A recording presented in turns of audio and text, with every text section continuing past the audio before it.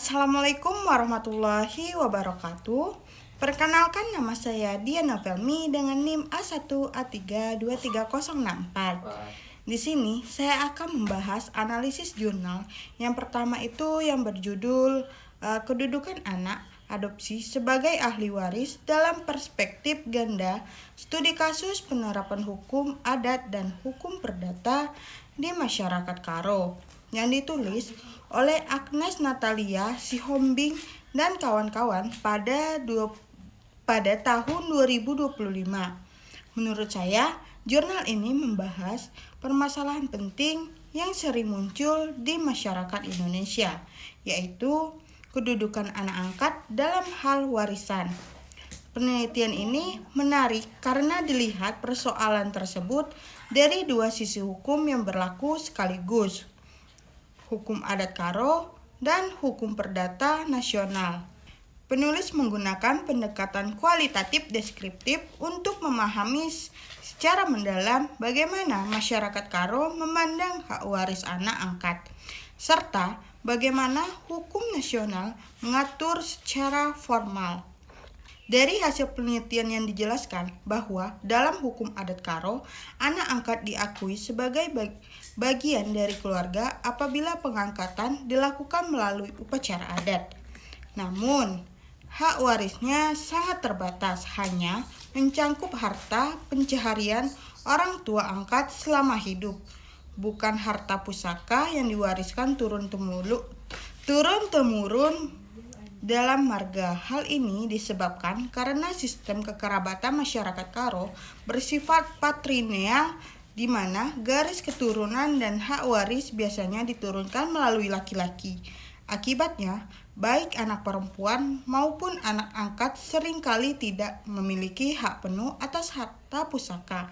Meski begitu, seiring perkembangan zaman, mulai muncul pergeseran pemikiran di mana sebagian masyarakat Karo menganggap bahwa anak perempuan dan anak angkat juga berhak atas warisan Sementara itu, dalam hukum perdata, kedudukan anak angkat lebih jelas dan formal karena diatur melalui Statsblad 1917 nomor 129 serta ketentuan dalam KUH Perdata.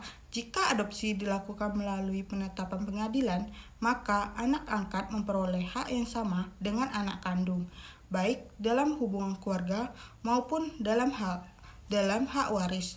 Namun, KUH Perdata sendiri tidak secara eksplisit menyebutkan anak angkat sebagai ahli waris, sehingga hak waris anak angkat seringkali diberikan melalui hibah atau wasiat dari orang tua angkat. Ini menunjukkan bahwa secara normatif anak angkat mendapatkan perlindungan hukum, tetapi dalam praktiknya masih sering menimbulkan ketidakpastian hukum.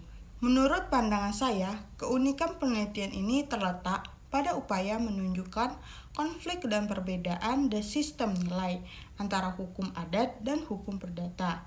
Di satu sisi, hukum adat lebih menekankan pada nilai kekeluargaan, status sosial, dan tradisi marga. Sementara hukum perdata berfokus pada legalitas formal dan prinsip kesetaraan hukum.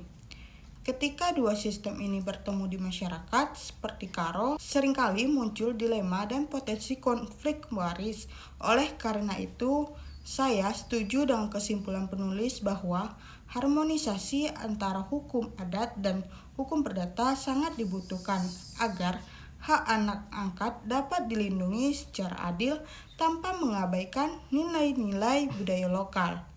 Dari perspektif pribadi, jurnal ini memberikan gambaran nyata tentang bagaimana hukum di Indonesia masih berhadapan dengan dualisme sistem hukum.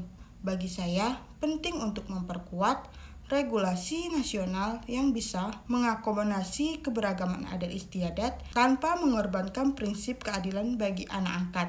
Selain itu, pengakuan terhadap proses adopsi adat yang sah juga perlu dilegitimasi secara hukum agar tidak menimbulkan ketimpangan antara adat dan hukum negara. Baik, analisis dari jurnal kedua yaitu yang berjudul pembagian harta warisan berdasarkan perspektif hukum perdata dan hukum Islam, karya Dika Ratu Marfuatun dan kawan-kawan pada 2024. Menurut saya, jurnal ini sangat menarik karena membahas perbandingan antara hukum waris perdata dan hukum waris Islam. Dua sistem hukum yang sama-sama berlaku di Indonesia, namun memiliki dasar dan filosofi yang berbeda. Penelitian ini menggunakan pendekatan yuridis normatif dengan metode kualitatif, yang berarti penulis tidak hanya memiliki teori hukum secara tertulis, tetapi juga membandingkan penerapannya secara konseptual dan normatif. Dalam jurnal ini dijelaskan bahwa hukum perdata memandang pewarisan sebagai bagian dari hukum kebendaan, artinya harta peninggalan seseorang baru bisa diwariskan setelah pewaris meninggal dunia, sesuai dengan ketentuan pasal 830 KUH Perdata. Dalam hukum ini ada dua cara pembagian warisan, yaitu yang pertama itu ada AB instantado, yaitu pembagian berdasarkan undang-undang, di mana ahli waris ditentukan oleh hukum pasal 832 KUH Perdata. Yang kedua itu ada testamentaire, yaitu pembagian berdasarkan surat wasiat yang dibuat pewaris sebelum meninggal, yaitu pasal 875 KUH Perdata. Menurut saya, sistem waris perdata ini menekankan pada asas kesetaraan dan keadilan formal, di mana laki-laki dan perempuan memiliki hak waris yang sama tanpa pembedaan. Pembagian dilakukan secara proporsional sesuai hubungan darah atau pernikahan, tanpa memperhatikan tanggung jawab sosial dan ekonomi yang dimiliki masing-masing ahli waris. Sementara itu, dalam hukum Islam, sistem pembagian waris lebih terikat pada aturan syariat yang bersumber dari Al-Quran, khususnya surat An-Nisa ayat 11. Dalam ketentuan ini dijelaskan bahwa bagian laki-laki adalah 2 kali bagian perempuan. Sekilas memang tampak tidak adil, namun menurut tafsir Syahid Qutb dalam Zilal Al-Quran, pembagian tersebut justru mencerminkan keadilan proporsional.